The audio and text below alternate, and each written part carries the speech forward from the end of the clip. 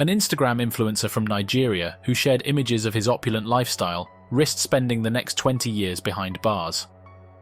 Dubai police have closed another case involving Ramon Abbas, a foreign internet con artist who uses the online identity Hush Puppy on social media sites. As a result, the subject of our video for today is how the FBI took down a $1.6 billion Instagram scammer, Ramos Abbas. Do you know who Ramon Abbas, aka Hush Puppy, is before we go any further with the details? Hush Puppy was a wealthy Instagram influencer who had received presents from Fendi, Gucci and Louis Vuitton because of his success. He was even given personalized cakes for his birthday. He was living the ideal until a SWAT team broke down his door in the middle of the night in 2020 and took everything from his cars to his cash to a list of all 2 million of his victims' email addresses. This is the account of Hush Puppy and the error that caused him to spend more than 10 years of his life in prison.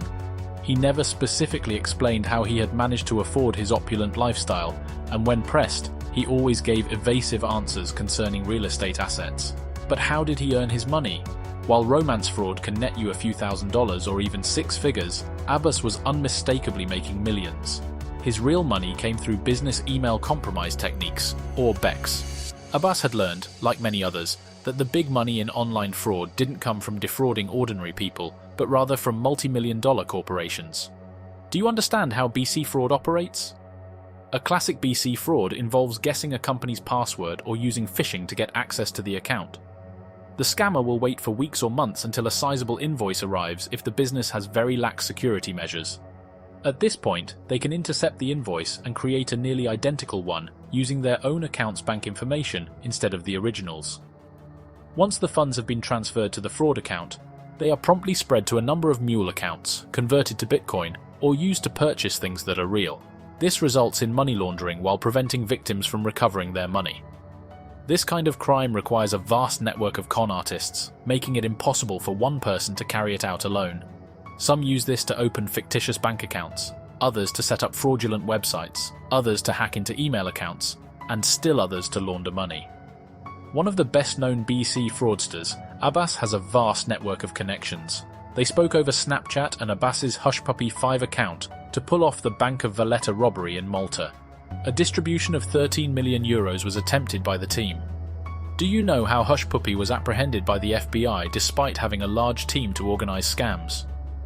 The ironic thing about Abbas is that, despite the fact that it was his job as a money launderer to make money appear as though it had come from a legitimate source, he grossly neglected to do this in his own life. His desire to gain likes and display his newfound wealth made flaunting it on Instagram alluring. Numerous operatives seeking to overthrow him were among his 2.8 million supporters. Unsurprisingly, the FBI had grown suspicious that Hush Puppy's wealth didn't originate from a legitimate source. However, they didn't actually know who he was until his birthday, when he shared a photo of the cake he had received as a present from Gucci, along with his date of birth. Agents were able to follow him to a visa application, which revealed his genuine identity and gave them a better understanding of his finances.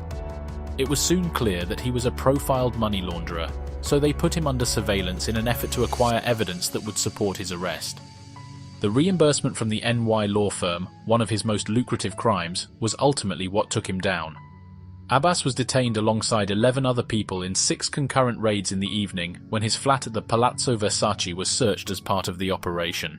Along with suitcases full of cash, detectives recovered 800,000 emails from potential victims, 13 luxury cars worth $7 million, 21 laptops, 47 smartphones, 15 memory storage devices, and 5 external hard drives.